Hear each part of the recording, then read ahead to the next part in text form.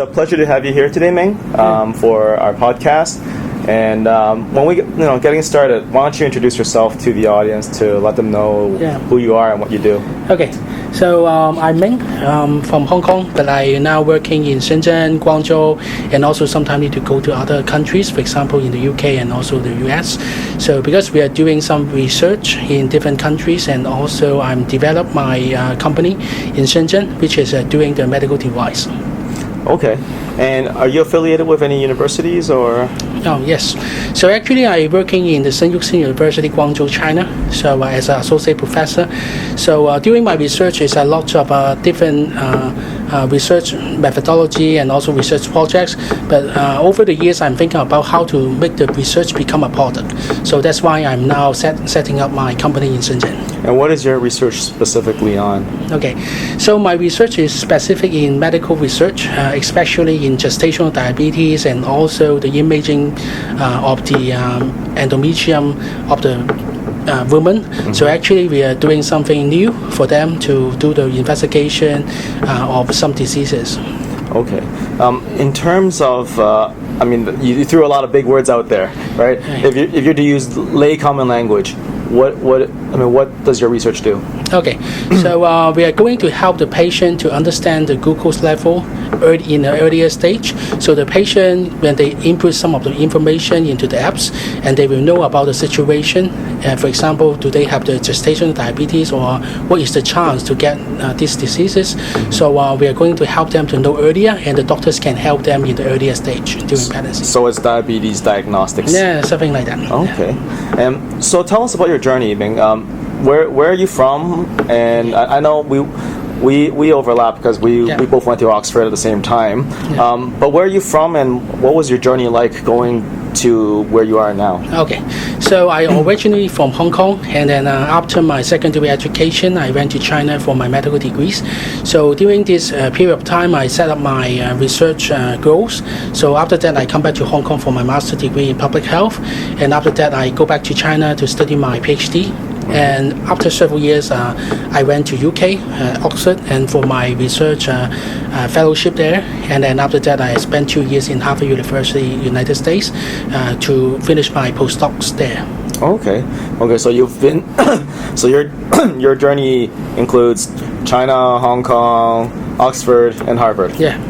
Right, and now you're back in between Hong Kong and China to do both university work and startup work. Yeah. Okay. Wow. That's a crazy international experience, right? So, I mean, when you were in, I think you will have a very interesting perspective because you've done both studying in China, and you've studied both like in Oxford and Harvard as well. So you've been to the top institutions on both sides. What is your experience like in terms of comparing the two working cultures there? Yeah, it's quite different. As most of you may understand that in China, actually, they have a very strong bonding between the different people. So actually, the networking is more important than other countries, because if you do not know someone, maybe you will get some trouble, or you cannot move the project so smoothly. So this is what they call the guanxi, right? Guanxi is the network, something like that. Although the network also important in Western countries, but most mainly you need to follow the regulation very straightforward, and when you submit something, you do not have any restriction between the regulation or something like that. But in China, even the regulation here, you still have to figure out how to do it, and someone who can help you to understand about the regulation well. So I do think that in China, networking is the top number one thing you need to do before you start up anything there. For example, even the research group, even your startup companies. So before you do something like that, you have to know about the situation, know about the regulation, know someone inside the systems that make sure that you can move your project smoothly. Okay. So I think this came up in a previous conversation of ours, right? You talked about how being a leader in the student association in China is actually a very important factor. But meanwhile, in the West, you could be a community center, like a leader at a community center, and you can become a president, right? Like Obama. But in China, that's impossible. Yeah. Can you tell us a little bit about, why is it important to navigate China in that way? Okay, so for example, in China, when you become the student union president, actually you need to spend at least 4 years or 3 years inside the system. So it's unlike some of the system or organization in the Western countries. So actually you can just do 1 year and then you can be the president next year maybe. Right. Or even you do not do anything and then you can just by elections and then you become the president.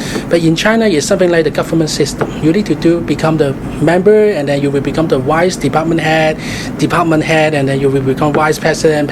So it's a whole system like a government. So during this system, you will understand how to deal with the problem with we so-called the leaders inside the system. For example, the teachers or other stakeholders inside the university. So which is completely similar to the society in China. So by these kinds of training, so you will understand more about how they think. And how they do something by their system. So it's so different from the Western countries. But is it all based on relationships? Because sometimes the thing with China is people say everything's relationship based and you don't need any merit. You don't need any hard work to actually have a good product or have a good platform. It's all about relationships. Is that true? I don't think so, because nowadays they also look at the things you do in the past. For example, you have patent, you have maybe academic results, you have papers. So actually the government will look at this nowadays. So not only the relationship will make sure that you can do something good, but if you don't have these kinds of things, it's quite difficult nowadays in China. So they also look at the outcomes you have. Do you have any examples for that? Yes, for example, when I start up my company in Shenzhen, so actually the government will look at something which is very helpful for you to get some funding. For example, they will look at how many patents you have, where you graduate, do you have any degrees from overseas countries, and do you have any research papers, do you have any teams which is also come from foreign country or other university outside China. So actually they will look at this, and you need to hand in all the documents, evidence to them. So, and also nowadays they will simplify the administrative process.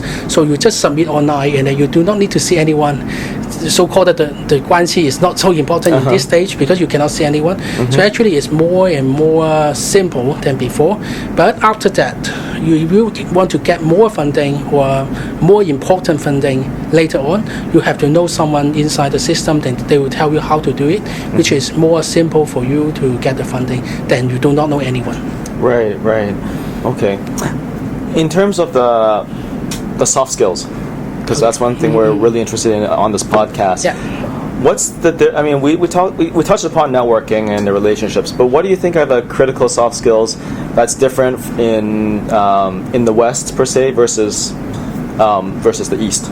Okay, so I think in the Eastern society, actually, you not only superficially to have a relationship with them, you also need to offline to have further relationship with them. For example, you become a fan of these kinds of government administrator maybe, so that will make sure that you know more things than others.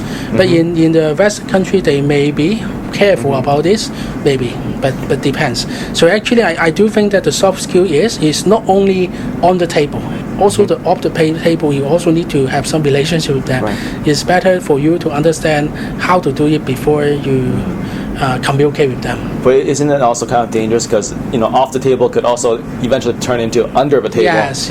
Right. Yes. So that's a problem, and that's one of the criticisms about China. Everything's not transparent, right? Do you think that's a fair criticism?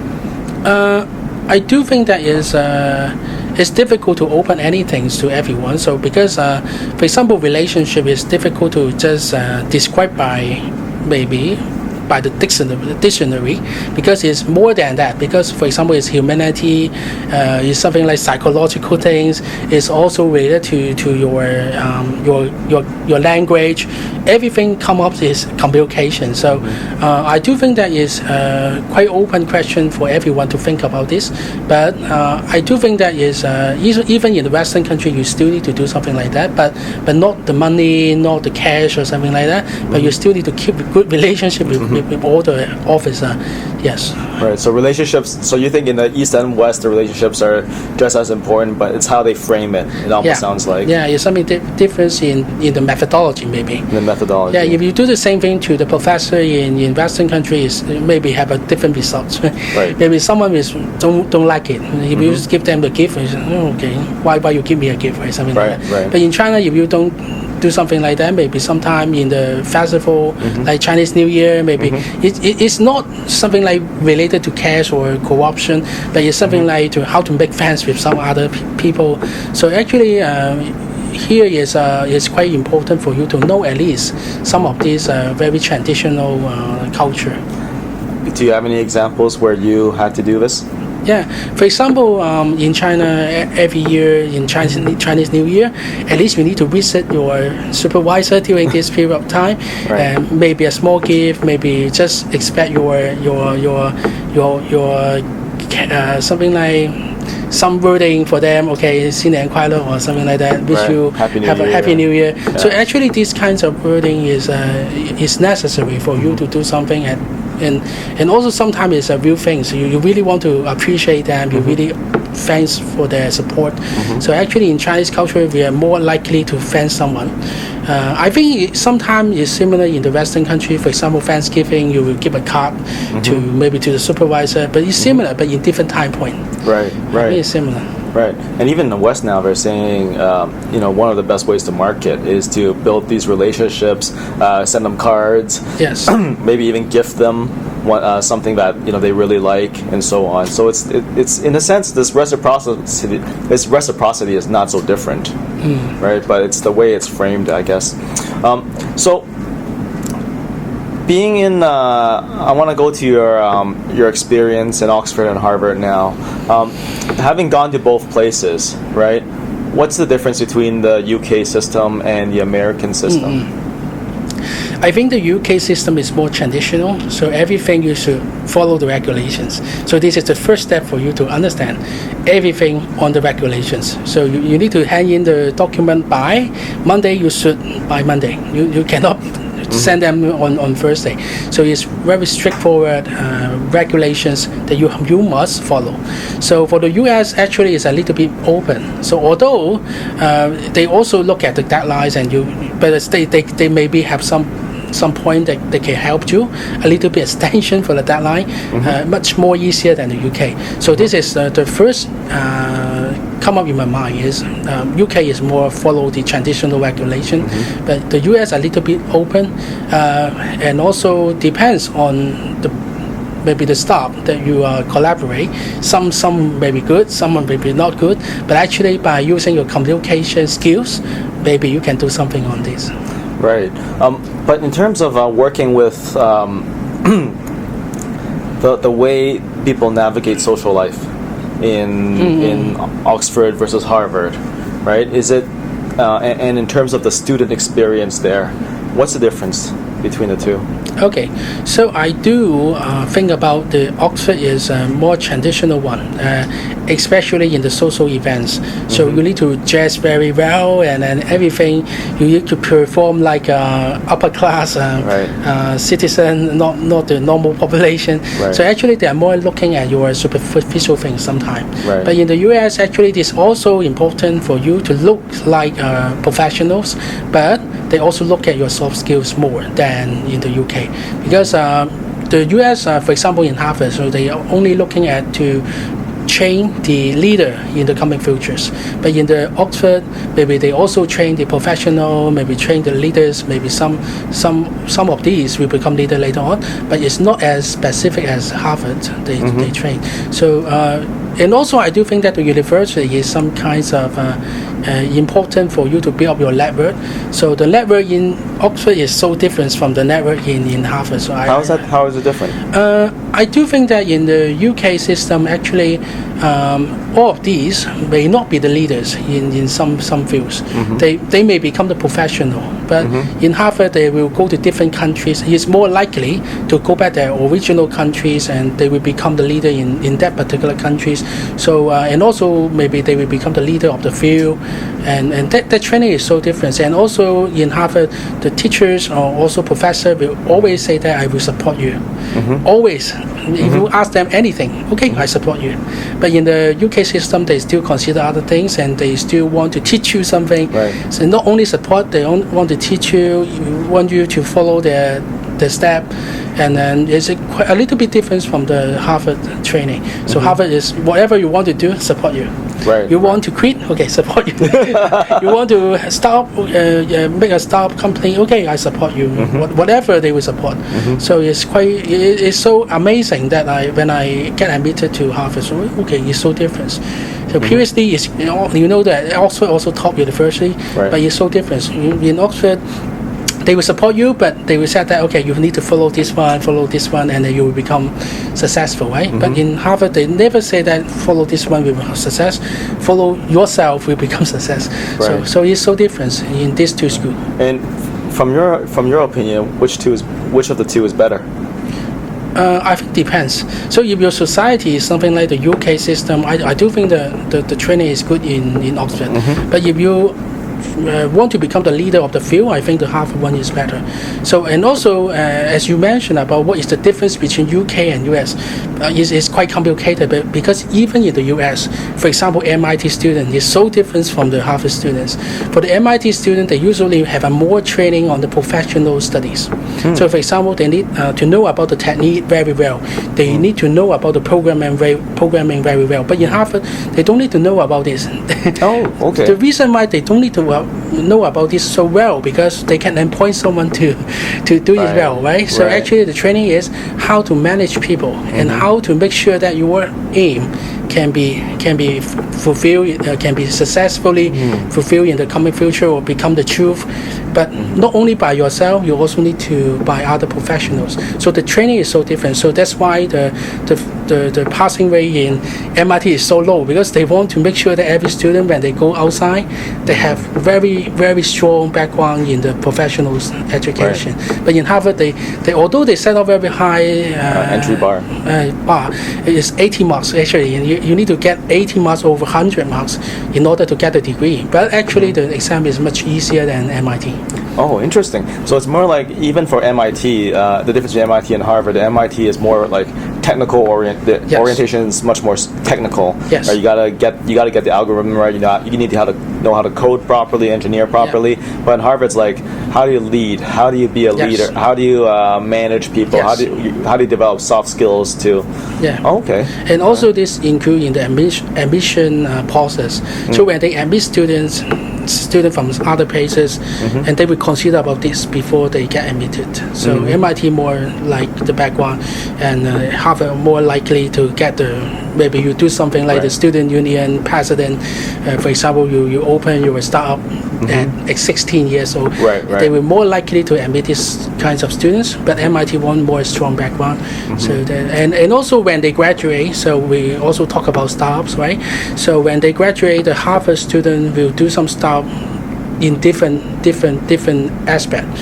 Whatever they want, they can do. But in MIT, they usually only focus on what they learned. For example, if you learn medical science, you will open the startup only looking for the medical science. If you learn finance, you only open something like finance technology company only. You will not step into other field because you don't know anything more than that. Right. But Harvard students do not have any restrictions. Whatever they want, they can open a startup company in particular field and employ someone to help them to do it. Right. So I mean, if we're to summarize the Oxford, Harvard, MIT experience, it's more like Oxford is entrenched within a traditional system, and you navigate that system. They'll encourage freedom and autonomy, but it's kind of like you gotta figure, here's some advice. Yes. Right? How to be successful in the UK system. Harvard is like do whatever you want and pursue it, and MIT is like you gotta know how to code properly. Yeah. And whether we admit you or not is whether you know how to code properly. Yeah. Right. Maybe just as an example, when you already have some patent and you just use your patent to become a company. So actually you have some maybe prelim data already, and that's why you can step forward to a start company. So that is MIT style. So that's why they have a lot of technology related company from MIT. Oh, okay. You don't see a lot of technology related company from Harvard. Right. But they will become a big company. If they would like to become an international company, I do think that Harvard do better than the MIT, because they don't have the training how to operate something like that. And in the UK system, because it's a very traditional system, so you need to have a ticket to get inside particular society. So the Oxford experience will get you a ticket into that particular society. Okay. Now you've supervised students before, and you've also been a student yourself. And in terms of if you're going to be a student at Oxford, or if you're going to be a student in Harvard, what are the differences and what are the things you should look out for? So you talk about undergraduates. Undergraduates. That means they want to go to that particular school. Yeah. If they want to apply to that school, what are some things that they should look out for? Okay, so the first step is what is your aim? So here's the number one important thing. Right. So if you would like to get something very traditional training, for example, how to become the upper class. Okay, I think Oxford is better. For example, myself is not from the upper class. I'm from the grassroots family. So for me, I don't have any training on these, and I do not understand anything about this. So for myself, that particular years in Oxford helped me a lot to understand what's happening in the upper class. And if I really want to become a hyper class population, and what I have to do, something like that, what I can train myself to become this class. So actually, if you want to become like this, you can go to Oxford, and also Oxford will let you have a very strong bonding with these kinds of people inside Oxford. So it's a good way to apply for Oxford. But if you want to do something innovation, you want to set up your company, you want to do some business, I do think Harvard may be better than Oxford. So it depends on your aims. So I think you have to know about the nature of the university before you apply. So if you really want to learn something very professional technology, you can go to MIT or Stanford, which is better. Because, for example, Stanford is nearby some technology company. It's very easy for you to get some internship there than in Harvard, in MIT. Also, MIT is easy, right? But actually, more nearby, maybe you have more chance usually. And then if you want some internship experience, you have to select a good place for this. So if you want to know about Chinese culture, for example, someone would like to know more about this, I think Hong Kong or even in China, Peking University may be one of the choice for you to learn more about Chinese culture. And someone will also consider about Tsinghua or other Fudan University, because the networking is very important. If you study your undergraduate in, for example, in Fudan, and you will have a very good Chinese population networking in China area. So if you start up your company in China, it's very easy for you to find someone to help you. Do you find that to be one of your challenges right now? Now that you have a company in Shenzhen, and you need to start building that company, do you find the fact that you didn't really you spent a lot of time in China, right? As a student union president, right? So in that sense, that network is really helpful. But you didn't go to graduate school in China. Not in the master program. So not in the master program. But you did a doctorate there. Yeah, doctorate degree there. And so that in that case, the network, then you find it to be really helpful. Very helpful, especially this year. I also admitted as a EMBA students in Peking University Shenzhen campus. So actually, all my you're entering the EMBA program. So actually, it's very helpful for me to know more people in this field. So actually, all the classmates is from different, maybe the CEO or the director of the companies. So all of this network is very important for me, because I will know more about the regulation, the government policies, and also the funding source, which is extremely important for me as I'm come from the medical field, so I do not know anything before I come back to China. So actually I spent 3 years in overseas, so that is particular for research training. So for business training I have to know more, so that's why I applied for this MBA course, and in the past 2 months I know a lot during this program. So it's also good for someone who would like to devote themselves into a startup company in China. I do suggest them to study an MBA program or EMBA program in China. They will know a lot during the course. When you say a lot, do you mean like the network they're developing, or do you mean like the head knowledge, or the legal framework? I think the network. The network. Yes, because you don't know anyone in China, and then after this program, at least you know hundreds of classmates from the similar fields. So actually, it's very good. And even you do not have that particular classmate inside the class, they will also introduce someone that you want to know after the course. So actually, it's very important for you to build up your network. Okay. So tell me a bit about the startup environment in China right now. Okay. I mean, you've looked at Harvard. You talked about the startup environment there a little bit, and just the culture in general. But how about the culture in China right now? China is a major up-and-comer in technology, and well, I can't even say they're an up-comer because they're already here, right? So what's your thoughts on the startup environment in China? I do think that the support of the government is a lot during these few years, and even the government documents, they said that they really strongly support all the startup company in Shenzhen, in other area, especially the innovation. So it's not only copy from someone, but it's also create something in the countries. So actually they really support about the medical device and also other kinds of something like artificial intelligence and maybe 5G network or something like that. So actually they really support, and how they support it is by giving you some funding and also other kinds of support. For example, myself, the company get the first prize in the competition, in the innovation competition in Shenzhen.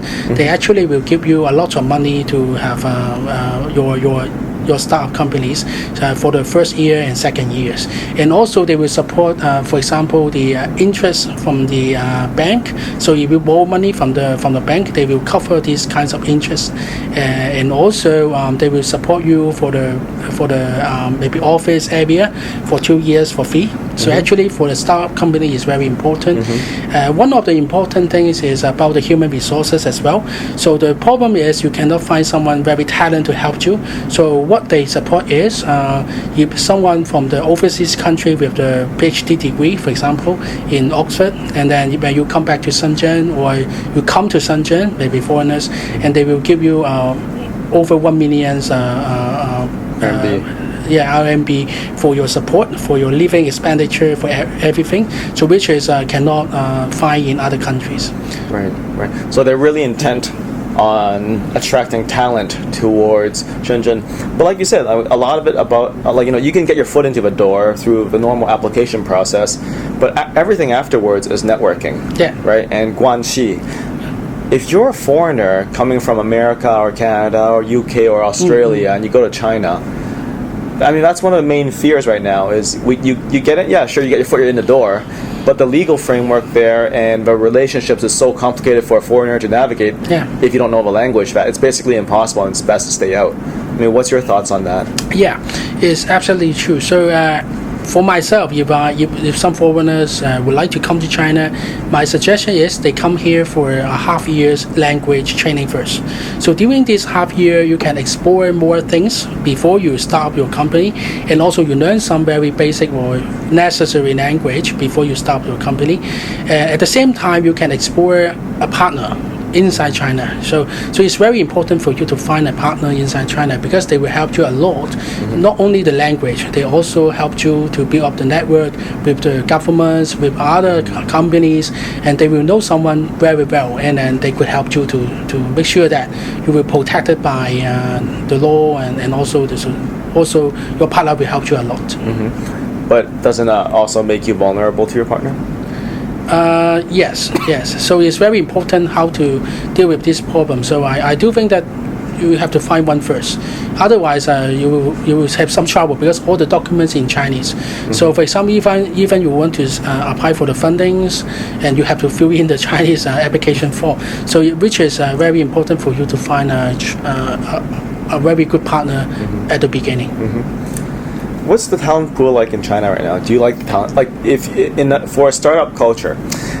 So I worked internationally before, and one of the main criticisms towards East Asian countries such as China, Japan, Korea, Hong Kong is a lot of people say these guys they lack creativity. They don't have the same creativity of the West, right?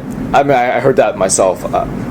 What's your thoughts on that? Is that true from your opinion? So they think about they don't have great creativity, right? Yeah, they think not as good as them, right? Not as good as them, right? Not as good as the West. I've heard that before. So okay. What's your so thoughts for on that? myself, I do think that is not important sometimes. So for example, if you are a very creative person, actually you want someone to help you to make them come true.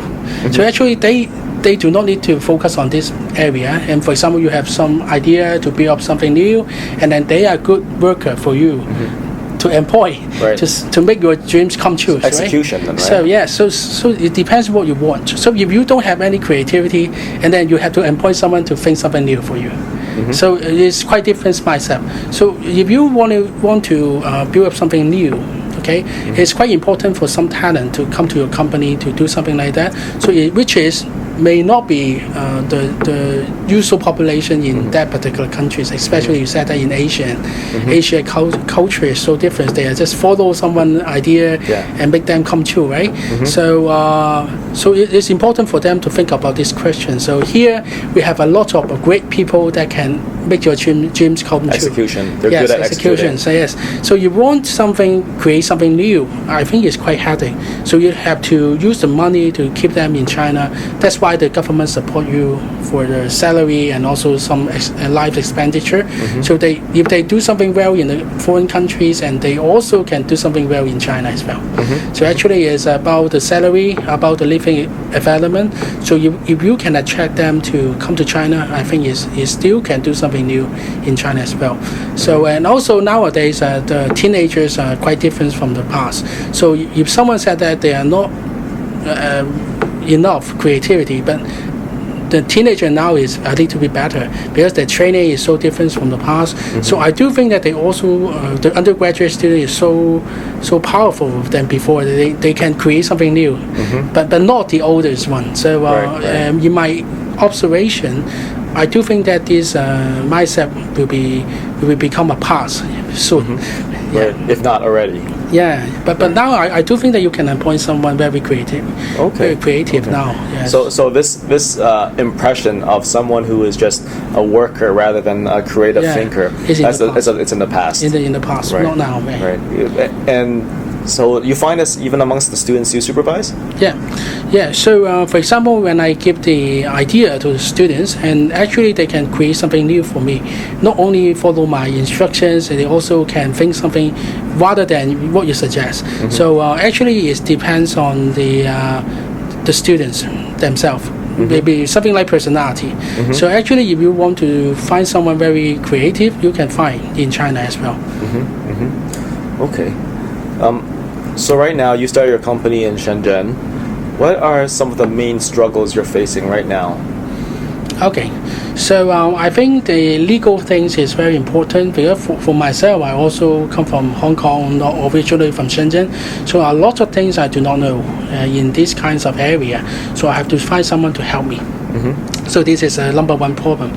The second problem is about the network. Also, I do not have any network in Shenzhen, so that's why I joined the MBA program. So in order to enhance this particular aspect, and also about the patents and also the research papers that need to establish in China as well.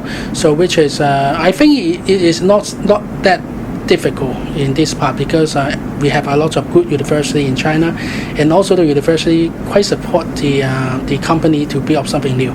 So I do think it's a little bit better than Hong Kong as well. Even better than Hong Kong. So due to these things, I only have problems in the first two area, but for the rest of part, I don't think any problem here. How about in terms of employment and finding talent? Is that would that be a major challenge? Yes.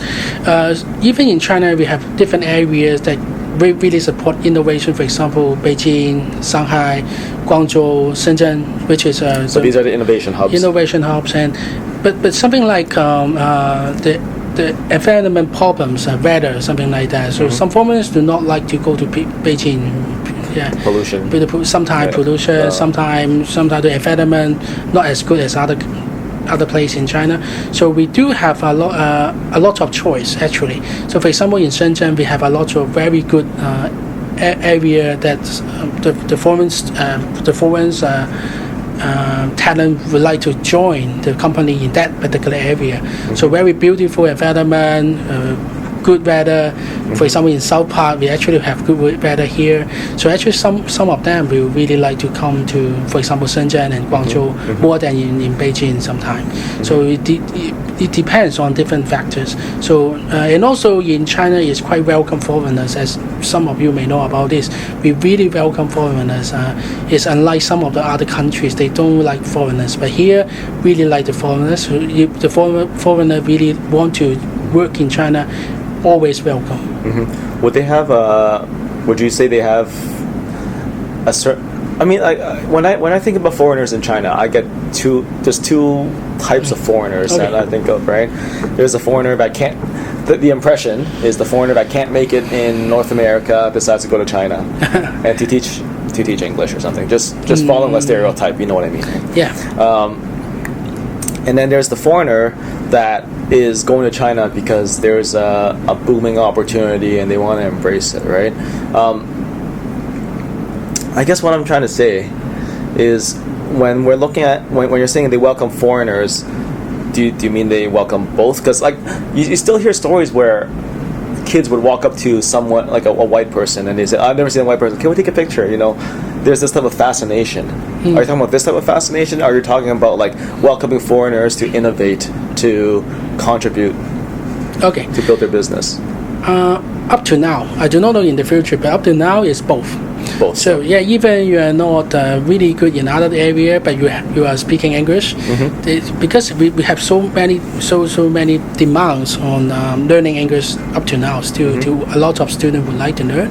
So even you only have you are the native speaker without any other skills, but we still welcome because you at least can provide the English education for the students that is meet the demands of the society, right? So actually, we also welcome these people. But if I, for example, if I go to Shenzhen, I speak fluent English. Yeah. I go to Shenzhen, and then there's like another foreigner that goes to Shenzhen, and then like I might be overqualified for that job. That guy might be underqualified, but it doesn't matter because he's white.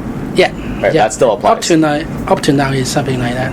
So it's but maybe we will maybe change in the coming future. But up to now is still, if you look like foreigners, then we always welcome. So does that apply to the startup environment then? Yes. It also applies. Also. So if a foreigner goes up there and gives a presentation about the product, it's more attractive. Yes, up to now, yes. Up to now, it is still like more international. So it's about the marketing things. So I do think that is still very beneficial for those looks like foreigners to come to China to do the business. Even you do not know Putonghua so well, do not know the language, they will still very respect you because you look like international. So it's very good for them to come. Right. So it still applies, but in the future, who knows what's going to happen? I think at least 10 more years. 10 more years? At least. Yes. Right. It's funny you say that because it almost sounds like you're putting a clock on it. It's like 10 years later, the foreigner advantage will be gone. No, still it's ongoing. Yes. So it's still good. Yeah, because actually it's really, really international for you to come because you try something new. So actually I'm talking about the personality. If someone want to come from one country to another country, at least the personality is so different from those who are not willing to go somewhere else. So these kinds of people always good, I think, because they at least want to try something new. Yeah. So I think it's good for them to try something. Well, they would tend to be extroverted and they'll tend to be more open-minded. Yeah. Right. And that is actually a very base condition for someone to go enter a startup. Yeah. Right. Okay. How about comparing Shenzhen with Hong Kong then? Okay.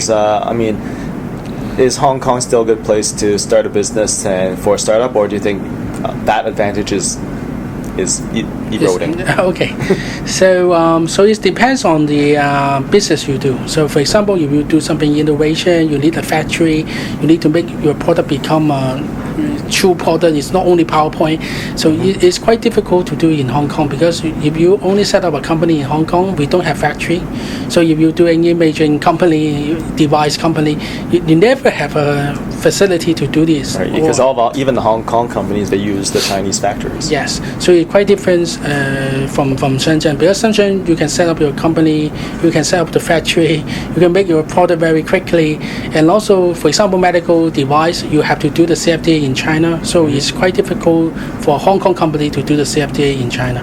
So what's CFDA? CFDA is something like the FDA, but in China. Okay, Chinese FDA. Chinese FDA, something like that. So actually, it's quite difficult for a Hong Kong company to do something. And also the cost is much higher than in Shenzhen, or even in Guangzhou. It's maybe 10 times, I think. The salary is a problem, the facility, the office rent, and also other costs. Maybe the talent pay in Hong Kong is much more expensive than in Guangzhou, in Shenzhen. So if you pay 40,000 Hong Kong dollar per month, actually they will not stay in Hong Kong. But you pay 40,000 RMB in Shenzhen, most of the talent will stay in Shenzhen. Right. So even the similar course, but you cannot employ the same talent in Hong Kong. Right. And also the support is so different. Although Hong Kong, in these 2 years, they really improve a lot. They now support a lot of different projects, but in Shenzhen it's much more. Yes, and the community is more support innovation, and more easier to employ someone in a very low cost. So actually, I do think that Shenzhen is better. Overall. Overall. Right, and cost is a major factor, because even if you want to rent a decent place, a decent office space in Hong Kong, that's going to be a crazy overhead. Yeah. While in Shenzhen, they might, based on your credentials, based on your background, might just give you that place for free. Yeah, but if you're doing something like fintech, financial related technology, maybe Hong Kong is better, because the regulation is so different between these two areas. So it depends. For example, education maybe in China is better because more population than Hong Kong. So when you do something successful in Shenzhen, you can copy it to Hangzhou, in Beijing, Peking, something like that. Whatever is similar. But in Hong Kong, successful experience may not apply in most of the area in mainland China. So it's quite headache for a Hong Kong company. But if you want to do something business between China and also foreign countries, Hong Kong may be a good place for you to set up your company, because the regulation here is more similar to the international one. So actually they are more easy for you to do some trading by using Hong Kong this hub as a maybe export or something like that. So it depends on what you do. But innovation is much more easier in China than in Hong Kong. So in terms of your work in Shenzhen right now, what are your plans in the future? I mean, what I know you have several projects on the go at the same time, right? What are these projects, and what are your hopes for them? Okay, my aims over years is going to make sure that my research can become a product in medical fields. So I hope my input could become something like medical device or a new treatment plan or new screening strategy in medical field. So I would like to devote more time on this. And you're actually in the center of this right now, because you're affiliated with how many universities? I think in Sun Yat-sen University, Jinan University, and Chinese University of Hong Kong. Right. So actually we do research inside these three different university, and also we have company in Shenzhen and also Guangzhou. So to make sure that our research can become a product. Right. So you got your foot in both doors, kind of like in academia, and also meanwhile you're also putting all that research into practice in a startup environment. So because up to now we call it Greater Bay Area. So actually these three different cities inside the Greater Bay Area. So which is very easy for me to manage this, and also do some research and do some product marketing or something like that in these three different areas. And so what are the things that we should look out for? What are several of these products that we should look out for? Still thinking about this. Still thinking about it. Okay, so we'll keep it under wraps, right? Yeah. Okay. Yeah. Excellent. Thank you for your time, man. Okay, thank you. We appreciate it.